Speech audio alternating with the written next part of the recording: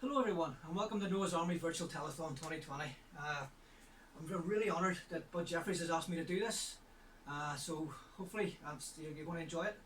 What I'm going to try and do, I normally lift stones, so what I'm going to try and do is maybe tie in the garb that people wear when they are wearing stones. So my name's Stevie Shanks, I'm a stone lifter, I'm 57 years of age. The thing I'm most proud of is I'm the son of Jack Shanks. For anybody who knows about the Dinnie stones, two giant boulders in Scotland. My father was the first man to lift the Dinnie stones back in 1972. He lifted them and he came back in 73 and carried them. So that's kind of my story. And what I like to do is, whenever anybody lifts stones, you generally see them wearing kilts. They do. So you go over and lift the Dinnie stones, guys all wear kilts. You see people doing Highland Games, they all wear kilts. But doing Highland Games and lifting stones, what we're doing is we're bringing back historic strength. And when you go back hundreds and hundreds of years, you know what a guys were then. You know, because the kilts that we have now. This is the Gordon tartan, and this is the sort of kilt that guys would wear now. So it's got two nice buckles there, and a wee buckle on the inside, and you've got a nice kilt pin, you know, and the tartans are all nice and bright. But if you go way back, maybe go back into the time of Braveheart, William Wallace, that's in the 1300s. You know, they didn't have tailors to make nice kilts like that, so what they wore was called the belted plaid, or the great kilt back then. Now it was just a single piece of material. They wrapped it over their heads, they slept in it as a blanket, and then they wore it during the day. So you had it round here, and you can see them with the buckles round their shoulders. If it's raining, it's over their head as a hood. So I'm going to show you just quickly how to put that on. Normally it takes me about 20 minutes to half an hour, because I'm very, with phone and everything, it takes me ages to do that. So I'm going to try and give you the abbreviated version of that, because I don't have a lot of time on this. And then once we have it all on, then I might go into some stones afterwards. So this is the belted plaid. This belonged to a friend of mine, Joe Kilner. Joe's sadly no longer with us, but his family gave me this, so it means a lot to me, this one. The tartan, as you can see, it's very earthy colours, because they wouldn't have had all the bright inks and stuff that you would normally see. So this is all very earthy, but it's a single piece of material. It's approximately 8 foot wide and approximately 4 foot deep. I've cut it down a wee bit to 4 foot. I think they're normally about 5 foot, because I'm shorter, so I just wanted to make sure that this thing wasn't dragging the ground. So essentially what you do is you lay this thing out. The unfortunate thing for me is my weightlifting platform is 8 foot by 4 foot, so it's exactly the right length and exactly the right depth. So it'll take me a wee minute to lay this out.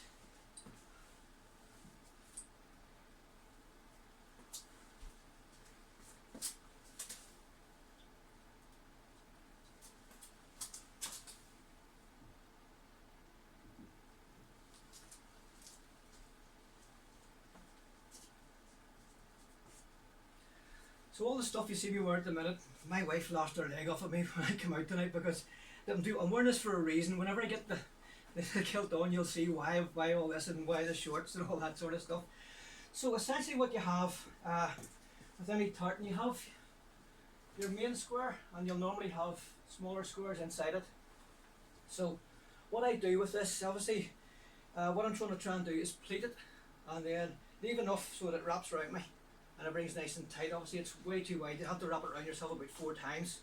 So the pleats, it's the sort of thing, if you're doing it yourself, everybody's got different waist sizes, so you're going to have to work out for yourself what sort of length of material you need to leave. For me, it's 6 big squares. So I count in 1, 2, 3, 4, 5, 6. From there, and what I'm doing is I'm pulling it back 1.5 squares each time. So you get a hold of this and pull it back 1.5. Okay. Just keep going then until I have 6 squares left at the other side.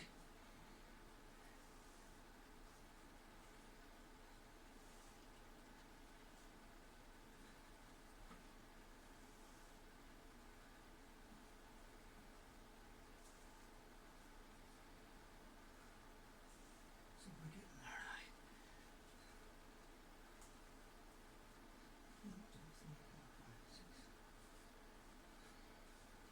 Let's say that that's just about us there. So then what we do, obviously when you wrap it around you have to put something on to hold it up. So I have my belt. Fold up a corner here, fold up a corner here, and I'll slip the belt underneath it.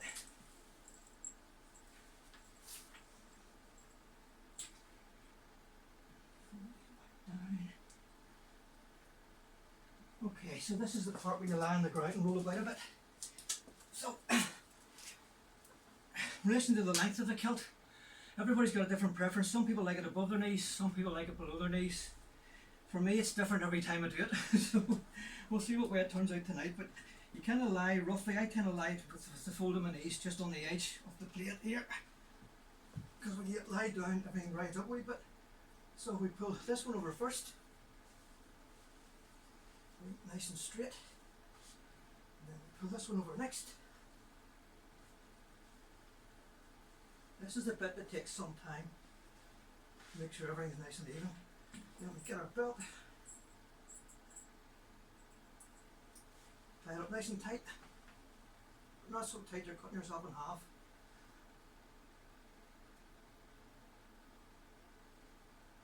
Okay, and then we stand up, and there we go. So that's the hard work all done.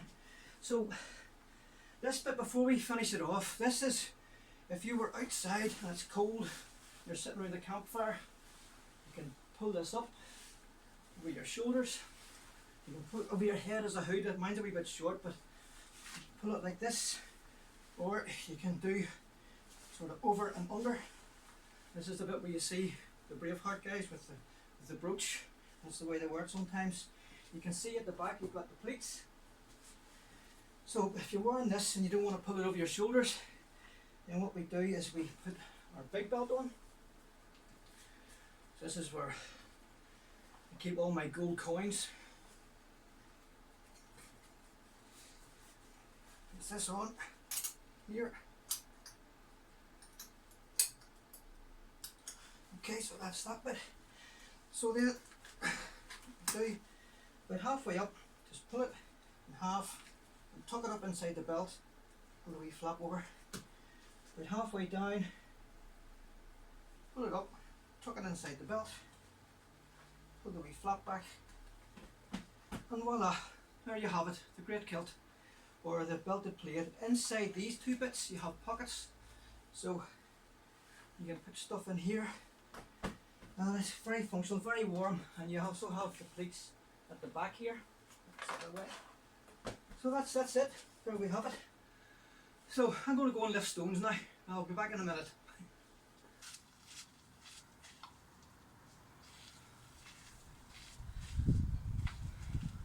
Hello everyone, right, I hope you enjoyed that video, I hope you got something out of it, and you can go off and practice putting on your belted plate now. And one of the things to remember, when you wear a kilt, you got to wear it like a true Scotsman.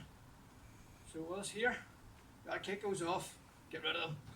Alright, so there is a serious element to today, and we're obviously paying tribute to Bud's son Noah, who sadly passed away. So I'm going to dedicate this lift to Noah's memory. I'm going to drink a toast to Noah's memory. Sláinte.